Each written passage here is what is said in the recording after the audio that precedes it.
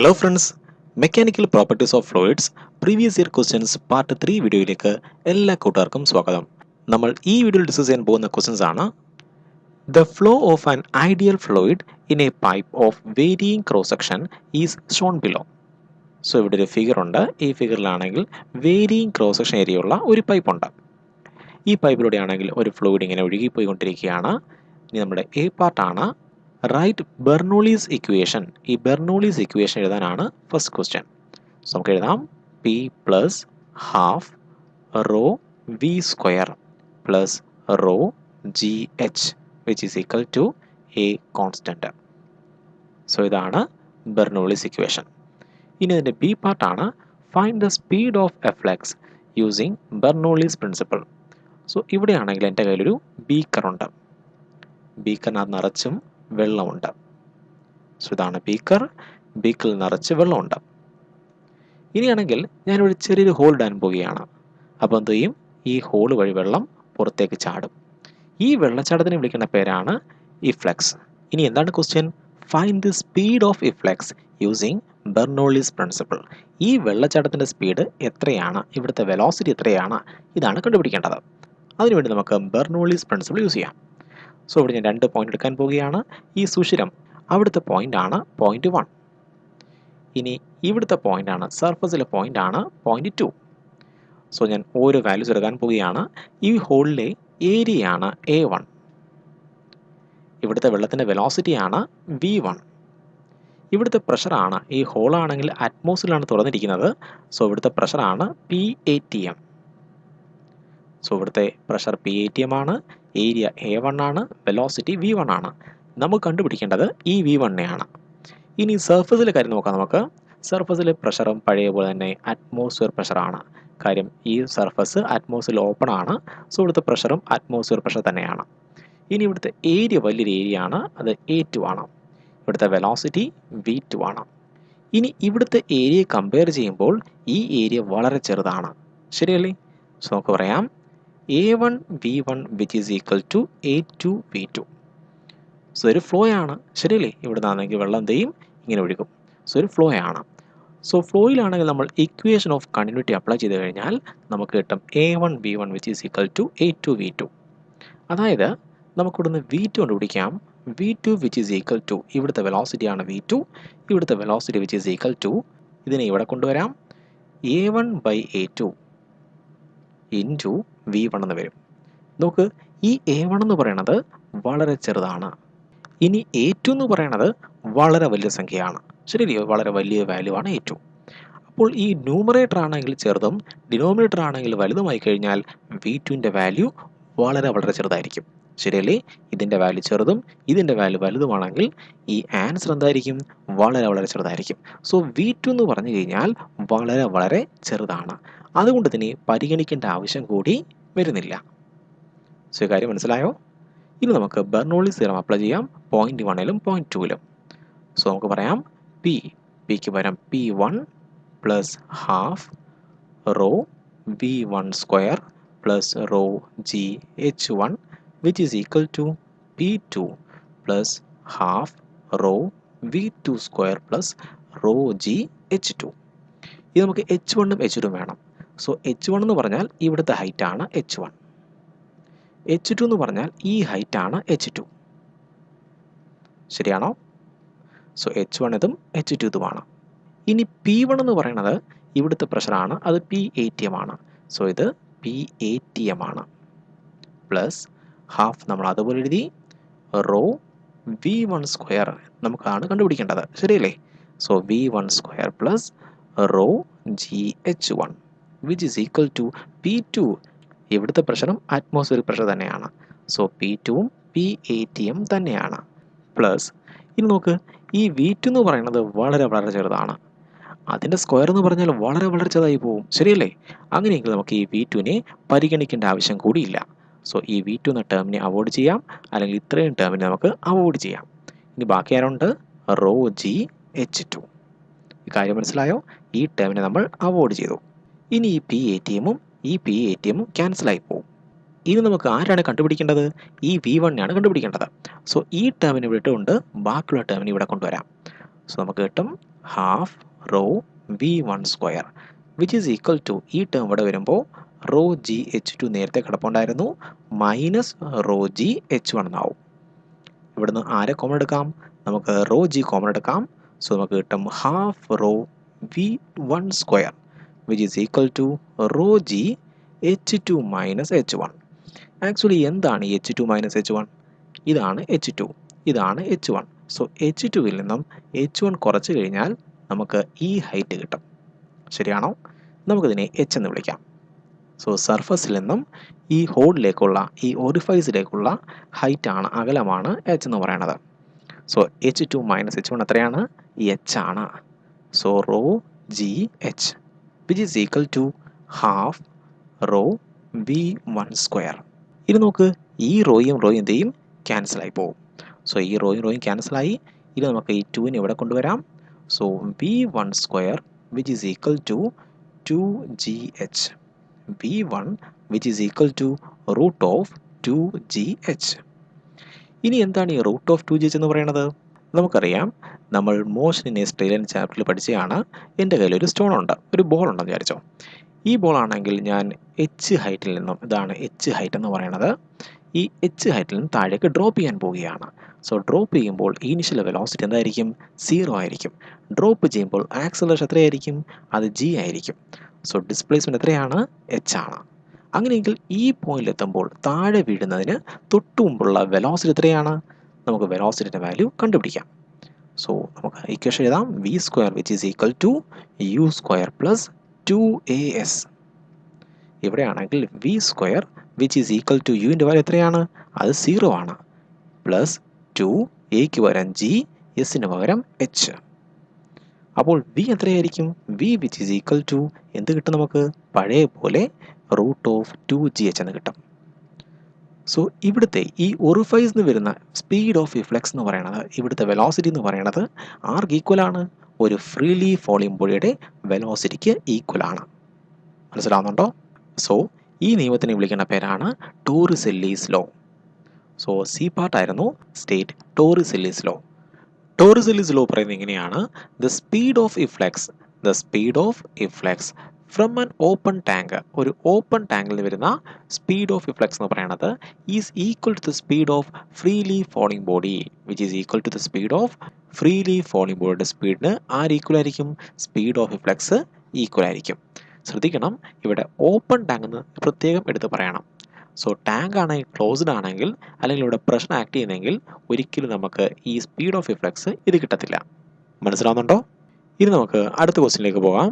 അടുത്ത ക്വസ്റ്റ്യൻ ഒരു terminal velocity കണ്ടുപിടിക്കുന്ന ക്വസ്റ്റ്യൻ ആണ്. ആക്ച്വലി ഈ ക്വസ്റ്റ്യൻ നമ്മൾ കഴിഞ്ഞ വീഡിയോയിൽ ചെയ്ത ക്വസ്റ്റ്യൻ ആണ്. സോ അതുകൊണ്ട് ഞാൻ വീണ്ടും ഈ ക്വസ്റ്റ്യൻ ഇവിടെ റിപ്പീറ്റ് ചെയ്യുന്നില്ല. ഈ ക്വസ്റ്റ്യൻ നിങ്ങൾക്ക് വേണമെങ്കിൽ കഴിഞ്ഞ വീഡിയോ നോക്കുക, സെയിം ക്വസ്റ്റ്യൻ നിങ്ങൾക്ക് കാണാൻ പറ്റും. നമുക്ക് അടുത്ത ക്വസ്റ്റ്യനിലേക്ക് പോകാം. ഇനി നമ്മുടെ അടുത്ത ക്വസ്റ്റ്യൻ ആണ്, അതിൻ്റെ എ പാർട്ടാണ്.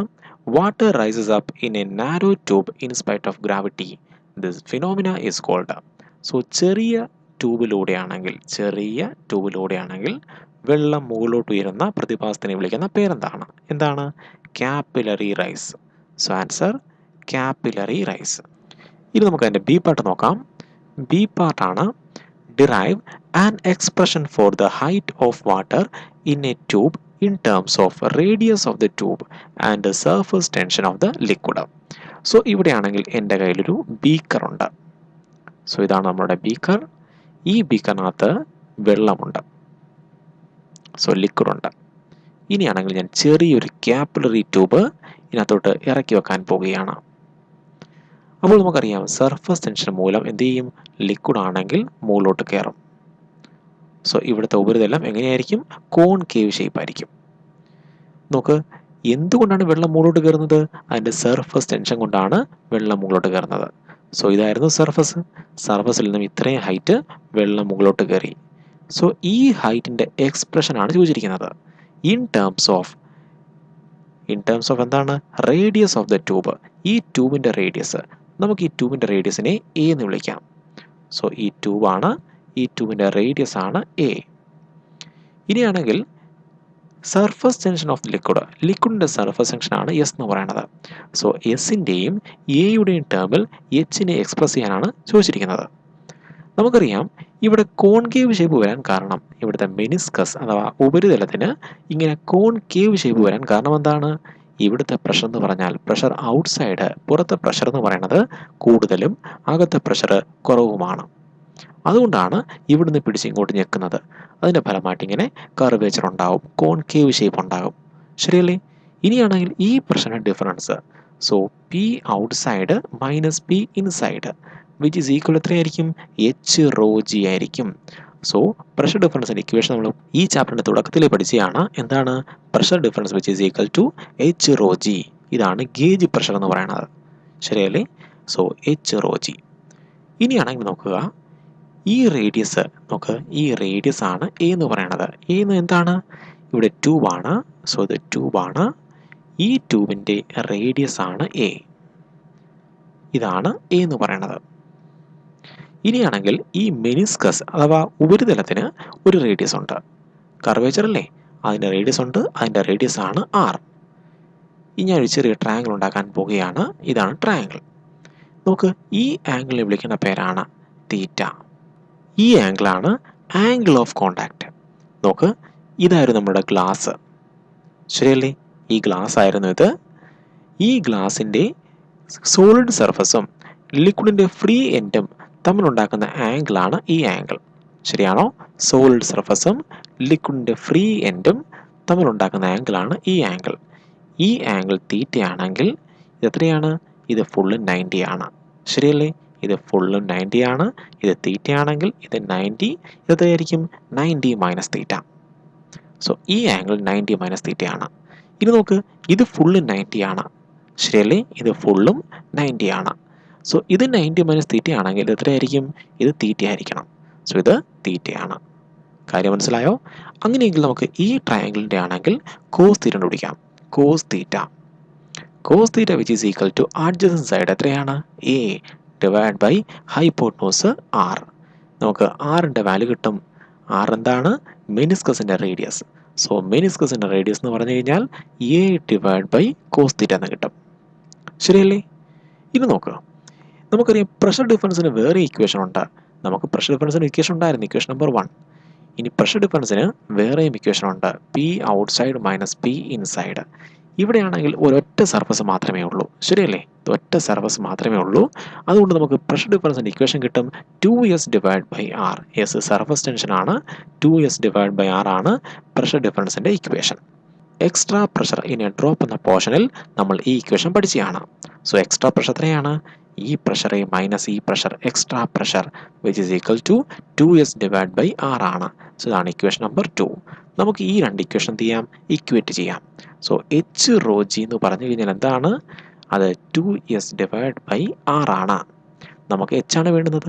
ശരിയല്ലേ? സോ നമുക്ക് എച്ചിനെ വേണം. Which is equal to 2s divide by R. നമ്മൾ അതുപോലെ എഴുതി. ഇതെന്ത് ചെയ്യും? ഇത് താഴെ വരും. സോ റോ ജി എന്ന് വരും. ഇനി ആറിൻ്റെ വാല്യൂ നമുക്കറിയാം. ആറിൻ്റെ വാല്യൂ എത്രയാണ്? എ ഡിവൈഡ് ബൈ കോസ് തീറ്റയാണ്. സോ നമുക്ക് കിട്ടും 2s ഡിവൈഡ് ബൈ ആറിന് പകരം a by cos theta. So a divide by cos theta into ഇനി ആരുണ്ട്? റോ ജി ഉണ്ട്. ഈ കോസിന് എന്ത് ചെയ്യും? അത് മുകളിൽ വരും. സോ നമുക്ക് ആൻസർ കിട്ടും 2s cos theta divide by a rho g. So ഇതാണ് ഹൈറ്റിൻ്റെ എക്സ്പ്രഷൻ. ഇനി നമ്മൾ എടുക്കുന്നത് പ്യുവർ വാട്ടർ ആണെന്ന് കരുതുക. സോ ഇത് പ്യുവർ വാട്ടർ ആണ്. ഇനി ഇത് ഗ്ലാസ് ആണെങ്കിൽ പ്യുവർ വാട്ടറും ഗ്ലാസ് നമ്മൾ ഉണ്ടാക്കുന്ന ആംഗിൾ ഓഫ് കോണ്ടാക്ട് 0 ഡിഗ്രി ആണ്. സോ കോസ് എത്രയായിരിക്കും? 1 ആവും. സോ പ്യുവർ വാട്ടറും ഗ്ലാസ്സുമാണ് എടുക്കുന്നതെങ്കിൽ ഇത്രയും ടേമിൻ്റെ വാല്യൂ 1 ആയിട്ട് മാറും. ഈ കാര്യം മനസ്സിലായോ? സോ ഇവിടെ പറഞ്ഞിട്ടുണ്ട് വാട്ടർ എന്ന് പറഞ്ഞിട്ടുണ്ട്. സോ നമുക്ക് കിട്ടുന്ന answer h which is equal to 2s divide by a rho g എന്ന് കിട്ടും. ഇനി സി പാർട്ടാണ്. Water with detergent dissolved in it should have an angle of contact. So വാട്ടറിൽ നമ്മൾ ഡിറ്റർജൻറ്റ് ലയിപ്പിച്ചു കഴിഞ്ഞാൽ ആംഗിൾ ഓഫ് കോണ്ടാക്റ്റിന് എന്ത് സംഭവിക്കും? നമുക്കറിയാം ഡിറ്റർജൻറ്റ് ആഡ് ചെയ്യുമ്പോൾ ആംഗിൾ ഓഫ് കോണ്ടാക്റ്റ് കുറയും. മനസ്സിലാവുന്നുണ്ടോ? ഡിറ്റർജൻറ്റ് ആഡ് ചെയ്യുമ്പോൾ ആംഗിൾ ഓഫ് കോണ്ടാക്റ്റ് സ്മോൾ ആയിട്ട് മാറും. അതിൻ്റെ ഫലമായിട്ട് സർഫസ് ടെൻഷൻ കുറയും. അങ്ങനെയാണ് വാട്ടർ മോളിക്യൂൾസിന് ഓയിലി വാക്സിനെ അല്ലെങ്കിൽ ഓയിലി ഡേർട്ടിനെ ക്യാച്ച് ചെയ്യാൻ കഴിയുന്നത്. സോ ഇതാണ് ഈ ക്വസ്റ്റ്യൻ്റെ ആൻസർ. നമ്മുടെ അടുത്ത ക്വസ്റ്റ്യൻ ആണ്, a device use to lift automobiles is shown in figure. So ഒരു ഫിഗറാണ്, ഇവിടെയാണെങ്കിൽ നമ്മളൊരു കാറിനെ ആണെങ്കിൽ ലിഫ്റ്റപ്പ് ചെയ്യാൻ പോവുകയാണ്. ഇനി എ പാർട്ടാണ്, write the name of the device. ഈ ഡിവൈസിൻ്റെ പേരെന്താണ്? എന്താണ്? Hydraulic lift. So answer hydraulic lift. ഇനി ബി പാർട്ടാണ്, ഇതൊരു പ്രോബ്ലമാണ്. In the situation shown in figure, a mass of car is 3000 kg and the area of piston carrying it is 4 to 5 cm square. What pressure to be applied to the smaller piston? So question ആണ്, ഈ കാറിൻ്റെ mass എന്ന് പറയുന്നത്, മാസിൻ്റെ value 3000 kilogram ആണ്. അങ്ങനെയെങ്കിൽ ഉറപ്പായിട്ടും ഈ car എന്ത് ചെയ്യും? താഴേക്ക് ഫോഴ്സ് കൊടുക്കും, ശരിയല്ലേ? സോ ഫോഴ്സിൻ്റെ വാല്യൂ ആണ് which is equal to mg, 3000 into 9.8 newton. So ഇതാണ് ഫോഴ്സിൻ്റെ വാല്യൂ. ഇനി ഏരിയ ഉണ്ട്, കാറിനെ ക്യാരി ചെയ്യുന്ന പിസ്റ്റൻ്റെ ഏരിയ ആണ് a which is equal to എത്രയാണ്? 425 സെൻറ്റിമീറ്റർ സ്ക്വയർ. നമുക്കതിനെ മീറ്റർ സ്ക്വയറിലേക്ക് മാറ്റണം, 10⁻⁻⁴. നമുക്കറിയാം സെൻറ്റിമീറ്ററിനെ ആണെങ്കിൽ മീറ്ററിലേക്ക് മാറ്റുമ്പോൾ 10⁻⁻² ആണ്. അങ്ങനെയെങ്കിൽ സ്ക്വയർ എടുക്കുന്നെങ്കിൽ ഇവിടെ സ്ക്വയർ എടുക്കണം, സോ 10⁻⁻⁴. സോ ഇത്രയും metre square. So pressure equation ആണ് P which is equal to force divide by area which is equal to 3000 into 9.8 divide by 425 into 10⁻⁻⁴. നമ്മൾ ചെയ്യുമ്പോൾ ആൻസർ കിട്ടും 6.92 into 10⁵ newton per metre square. So Pascal law അനുസരിച്ചാണെങ്കിൽ ഇതൊരു static ലിക്വിഡാണ്, അനങ്ങാതിരിക്കുന്ന നിശ്ചലമായിരിക്കുന്ന ലിക്വിഡാണ്. അത് incompressible ആണെങ്കിൽ അതിൻ്റെ ഒരു ഭാഗത്ത് കൊടുക്കുന്ന പ്രഷർ എല്ലാ ഭാഗത്തും ഒരുപോലെ ട്രാൻസ്മിറ്റ് ചെയ്യും. അങ്ങനെയെങ്കിൽ ഇവിടെ കിട്ടുന്ന എത്ര പ്രഷറാണോ സെയിം പ്രഷറായിരിക്കും ഇവിടെയും കൊടുത്തത്. സോ ഇവിടുത്തെ പ്രഷർ എത്രയായിരിക്കും? ഇത് തന്നെയായിരിക്കും, പ്രഷർ ഇത് തന്നെയായിരിക്കും. സോ ഇതാണ് ആൻസർ. സോ ഇങ്ങനെയാണ് ഈ ക്വസ്റ്റ്യൻ ആൻസർ ചെയ്യേണ്ടത്. നമുക്കിനി അടുത്ത ക്വസ്റ്റ്യനിലേക്ക് പോകാം. നമ്മുടെ അടുത്ത ക്വസ്റ്റ്യൻ ആണ്, Bernoulli's principle has a large number of useful applications in our day to day life. A പാർട്ടാണ്, സ്റ്റേറ്റ് ബെർണോളിസ് പ്രിൻസിപ്പിൾ. നമ്മൾ ആക്ച്വലി ബെർണോളിസ് പ്രിൻസിപ്പിൾ കഴിഞ്ഞ വീഡിയോയിൽ ഡിസ്കസ് ചെയ്തതാണ്, അതുകൊണ്ട് വീണ്ടും ഞാൻ ഈ ക്വസ്റ്റ്യൻ റിപ്പീറ്റ് ചെയ്യുന്നില്ല. നമുക്ക് ബി പാർട്ടിലേക്ക് വരാം. Explain with mathematical derivation how the venturi meter is helpful to measure the flow speed of a liquid. So ഇവിടെയാണെങ്കിൽ എൻ്റെ കയ്യിൽ ഒരു വെഞ്ചുറി മീറ്റർ ഉണ്ട്. നമുക്കറിയാം വെഞ്ചുറി മീറ്റർ എന്ന് പറഞ്ഞു കഴിഞ്ഞാൽ ഫ്ലോ റേറ്റ് അല്ലെങ്കിൽ ഫ്ലോ സ്പീഡ് ഒക്കെ മെഷർ ചെയ്യാൻ ഉപയോഗിക്കുന്ന ഒരു ഇൻസ്ട്രുമെൻ്റ് ആണ്. ഇതൊരു മാനോമീറ്റർ ആണ്. ഇതുവഴിയാണെങ്കിൽ ലിക്വിഡ് ഇങ്ങനെ ഫ്ലോ ചെയ്യും. മാനോമീറ്ററിനകത്താണെങ്കിൽ മെർക്കുറി ഉണ്ട്, അത് മറ്റൊരു ലിക്വിഡാണ്, ശരിയല്ലേ? ഇത് മെർക്കുറിയാണ്, ഇത് എൻറ്റയർലി ഡിഫറെൻറ്റ് ലിക്വിഡാണ്. ഇനി നോക്ക്, ഇവിടുത്തെ ഏരിയ വലുതാണ്, ഞാൻ ഈ ഏരിയ എടുക്കാൻ പോവുകയാണ് A1. ഏരിയ വലുതാണെങ്കിൽ ഉറപ്പായിട്ടും വെലോസിറ്റി ചെറുതായിരിക്കും. ഇനി വെലോസിറ്റി ചെറുതാണെങ്കിൽ പ്രഷർ കൂടുതലായിരിക്കും. സോ ഇവിടെ ആരൊക്കെയാണ് വലുത്? ഏരിയ കൂടുതലാണ്, വെലോസിറ്റി കുറവാണ്, പ്രഷർ കൂടുതലാണ്. സോ ഈ പോയിന്റിലെ പ്രഷർ കൂടുതലാണ്, ഇതാണ് പോയിന്റ്. ഇനി ഇവിടെ മറ്റൊരു പോയിന്റ് എടുക്കാൻ പോവുകയാണ്. ഈ പോയിന്റിലെ ഏരിയ ആണ് A2. ഇവിടെ ഏരിയ ചെറുതാണ്, അതുകൊണ്ട് വെലോസിറ്റി വളരെ വലുതായിരിക്കും, V2 വളരെ വലുതായിരിക്കും. ഇനിയെങ്കിൽ വെലോസിറ്റി വലുതെങ്കിൽ പ്രഷർ എന്തായിരിക്കും? P2 എന്തായിരിക്കും? ചെറുതായിരിക്കും. സോ ഈ റീജിയനിൽ പ്രഷർ വലുതാണ്, ഈ റീജിയനിലെ പ്രഷർ ചെറുതാണ്. അങ്ങനെയെങ്കിൽ ഇവിടെ പ്രഷർ കൂടുതലായിരിക്കും, ഇവിടെ കൂടുതൽ മെർക്കുറിയെ താഴേക്ക് ഞെക്കും. അങ്ങനെ ഞെക്കിക്കഴിഞ്ഞാൽ എന്ത് ചെയ്യും? മെർക്കുറി ഇവിടെ നിന്ന് ഇങ്ങോട്ട് മുകളിലോട്ട് കയറും. അതായത് ഇവ തമ്മിൽ എന്തുണ്ടാവും? ഒരു പ്രഷർ ഡിഫറൻസ് ഉണ്ടാകും, ഒരു ഹൈറ്റ് ഉണ്ടാകും. സോ ഈ പോയിന്റിൽ പ്രഷർ കൂടുതലും ഇവിടുത്തെ പ്രഷർ കുറവുമാണ്. സോ മെർക്കുറി ഇവിടെ നിന്ന് ഇങ്ങോട്ട് കയറും. സോ ഇവിടെ ഒരു ഹൈറ്റ് ഉണ്ടാകും. ഈ ഹൈറ്റ് എത്രയാണ്? h⍴g which is equal to pressure difference ആയിരിക്കും. സോ പ്രഷർ ഡിഫറൻസ് ഇവിടുത്തെ വലിയ പ്രഷർ P1 ആണ്, മൈനസ് ചെറിയ പ്രഷർ P2 ആണ്. സോ നമുക്ക് ഇക്വേഷൻ കിട്ടി. ഫസ്റ്റ് ഇക്വേഷൻ ആണ് h⍴g which is equal to P1 minus P2. ഇനി എന്താണ് റോ എന്ന് പറഞ്ഞാൽ? മെർക്കുറിയുടെ ഡെൻസിറ്റി. ഏത് ലിക്വിഡാണോ പൊങ്ങിയത് അവൻ്റെ ഡെൻസിറ്റി. സോ മെർക്കുറിയുടെ ഡെൻസിറ്റി നമുക്ക് ρm എന്ന് വിളിക്കാം. So h⍴g which is equal to pressure difference. So ഇതാണ് ഇക്വേഷൻ നമ്പർ 1. ഇനിയാണെങ്കിൽ എനിക്ക് ഫസ്റ്റ് പോയിന്റിലും സെക്കൻഡ് പോയിന്റിലും ബെർണോളിസ് തിയറം അപ്ലൈ ചെയ്യാം. സോ ഇതാണ് ഫസ്റ്റ് പോയിന്റ്, ഇതാണ് സെക്കൻഡ് പോയിന്റ്. ഈ രണ്ട് പോയിന്റിൽ ഞാൻ ബെർണോളിസ് തിയറം അപ്ലൈ ചെയ്യാൻ പോവുകയാണ്. സോ ബെർണോളിസ് ഇക്വേഷൻ എഴുതാം. P1 plus half rho V1 square plus rho GH1 which is equal to P2 plus half rho V2 square plus rho GH2. ഇനി നോക്ക്, ഈ 1 എന്ന പോയിന്റും 2 എന്ന പോയിന്റും സെയിം ഹൈറ്റിലാണ്. സെയിം ഹൈറ്റിലെ പോയിന്റാണ് 1ഉം 2ഉം. അങ്ങനെയെങ്കിൽ H1ഉം H2 എന്തായിരിക്കും? ഈക്വൽ ആയിരിക്കും. സോ H1ഉം H2ഉം ഈക്വൽ ആണെങ്കിൽ ഈ ടേം ക്യാൻസൽ ആയി പോകും. എന്തുകൊണ്ടാണ് ക്യാൻസൽ ആയി പോയത്? അതിന് കാരണം എന്ന് പറഞ്ഞാൽ ഈ 1 എന്ന പോയിന്റും 2 എന്ന പോയിന്റും സെയിം ഹൈറ്റിലെ പോയിന്റ് ആണ്. സോ H1ഉം H2ഉം ഈക്വൽ ആണ്. അതുകൊണ്ട് അവ എന്ത് ചെയ്ത് ക്യാൻസൽ ആയി പോയി. ഇനിയാണെങ്കിൽ നമുക്ക് P1 മൈനസ് P2ൻ്റെ വാല്യൂ അറിയാം. സോ ഞാൻ P2 ഇവിടെ കൊണ്ടുവരാൻ പോവുകയാണ്. P1 minus P2 which is equal to, ഞാൻ ഈ ടേമിന് ഇവിടെ കൊണ്ടുവരാൻ പോവുകയാണ്. So half rho V2 square minus half rho V1 square. നമുക്ക് ഇവിടുന്ന് ആരെ കോമൺ എടുക്കാം? നമുക്ക് ഹാഫ് റോയെ കോമൺ എടുക്കാം. സോ ഇതിന് പകരം നമുക്ക് പറയാം, പ്രഷർ ഡിഫറൻസിന് പകരം H rho m g which is equal to half rho V2 square minus V1 square. ഇനി നോക്ക്, ഈ റോ വ്യത്യസ്തമാണ്. ഈ റോ എന്താണ്? ഇതുവഴി ഒഴുകിയ ലിക്വിഡിൻ്റെ ഡെൻസിറ്റിയാണ് റോ എന്ന് പറയുന്നത്. ഇനി ഈ റോ എം എന്താണ്? അത് മെർക്കുറി ഡെൻസിറ്റിയാണ്. ഒരിക്കലും ഇത് ക്യാൻസലായി കളയരുത്. ഇനി നോക്ക്, നമുക്ക് കണ്ടുപിടിക്കേണ്ടത് ഒരു വെലോസിറ്റിയാണ്. ഒന്നിൽ നിങ്ങൾക്ക് ഈ വെലോസിറ്റി കണ്ടുപിടിക്കാം, V1 കണ്ടുപിടിക്കാം, അല്ലെങ്കിൽ നിങ്ങൾക്ക് V2 കണ്ടുപിടിക്കാം. അതുകൊണ്ട് ഞാൻ പറയുകയാണ് A1 V1 which is equal to A2 V2. So ഞാൻ ഇക്വേഷൻ ഓഫ് കണ്ടിന്യൂറ്റി ഇവിടെ അപ്ലൈ ചെയ്തു. ഇനി നോക്കണം, ഇതിൽ നമുക്ക് വെലോസിറ്റിയാണ് കണ്ടുപിടിക്കേണ്ടത്. നിങ്ങൾക്ക് V1 കണ്ടുപിടിക്കാൻ വേണമെങ്കിൽ അല്ലെങ്കിൽ V2 കണ്ടുപിടിക്കാം. സോ നിങ്ങൾക്ക് ഏത് വെലോസിറ്റിയാണ് കണ്ടുപിടിക്കേണ്ടത്? നമ്മൾ സാധാരണ ഇതിൽ കണ്ടുപിടിക്കുന്നത് ഈ വെലോസിറ്റിയാണ്, V2 എന്ന വെലോസിറ്റിയാണ്.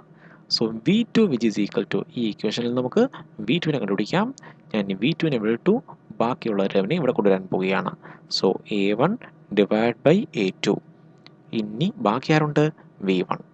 സോ V2ന് പകരം നമുക്ക് ഇത്രയും പറയാം. സോ കിട്ടും H rho m g which is equal to half rho, അതുപോലെ എഴുതി. ഇനി V2ന് പകരം പറയാം A1 ഡിവൈഡ് ബൈ A2. ഇനി ആരുണ്ട്? V1 ഉണ്ട്. നോക്ക്, ഇതിൻ്റെ എല്ലാം സ്ക്വയർ എടുക്കണം. ഇത്രേൻ്റെ സ്ക്വയർ, ഇനി ഇതിൻ്റെ square minus V1 square. So നമ്മുടെ ഇക്വേഷനിൽ പിന്നെ ആര് മാത്രമേ ഉള്ളൂ? ഇപ്പോൾ V1 മാത്രമേ ഉള്ളൂ. നമുക്ക് ഈ V1നെ കോമൺ എടുക്കാം. So H rho m g which is equal to half rho V1 square നമ്മൾ അതുപോലെ എഴുതി. ബാക്കി ആരുണ്ട്? A1 by A2 the whole square minus 1. ശരിയല്ലേ? ഇവിടെ 1 മാത്രമേ ഉള്ളൂ. ഇനി നമുക്ക് ആരെ കണ്ടുപിടിക്കാം? V1 സ്ക്വയറിനെ കണ്ടുപിടിക്കാം. സോ V1 സ്ക്വയർ വിട്ടിട്ട് ബാക്കിയെല്ലാം അവിടെ കൊണ്ടുവരാം. സോ ഈ ഹാഫ് ഇവിടെ വരുമ്പോൾ നമുക്ക് കിട്ടും 2H റോ എം ജി എന്ന് കിട്ടും. ഡിവൈഡ് ബൈ, ഇനി ഈ റോ താഴെ വരും, ഇത്രയും ടേമും താഴെ വരും. So A1 divide by A2 the whole square minus 1. ശരിയാണോ? Which is equal to V1 square. ഇനി V1 ആണ് വേണ്ടുന്നെങ്കിലോ നമുക്കിതിൻ്റെ ഫുള്ളും റൂട്ട് എടുക്കണം. സോ ഫുള്ളും റൂട്ട് എടുത്തു കഴിഞ്ഞാൽ നമുക്ക് V1നെ കിട്ടും. സോ നമുക്കത് കിട്ടി, ഫ്ലോയുടെ സ്പീഡ് കിട്ടി, V1ൻ്റെ വാല്യൂ കിട്ടി. സോ ഇങ്ങനെയാണ് ഈ ക്വസ്റ്റ്യൻ ആൻസർ ചെയ്യേണ്ടത്. നിങ്ങൾക്ക് ഈ വീഡിയോയിൽ പറഞ്ഞ കോൺസെപ്റ്റും ഡെറിവേഷൻസ് എല്ലാം മനസ്സിലായെന്ന് പ്രതീക്ഷിക്കുന്നു. ഞാൻ ഈ വീഡിയോയുടെ വൈൻഡപ്പ് ചെയ്യാൻ പോവുകയാണ്. കൂടുതൽ ടോപ്പിക്സുമായി നമുക്ക് അടുത്ത വീഡിയോയിൽ കാണാം. Have a nice study. By.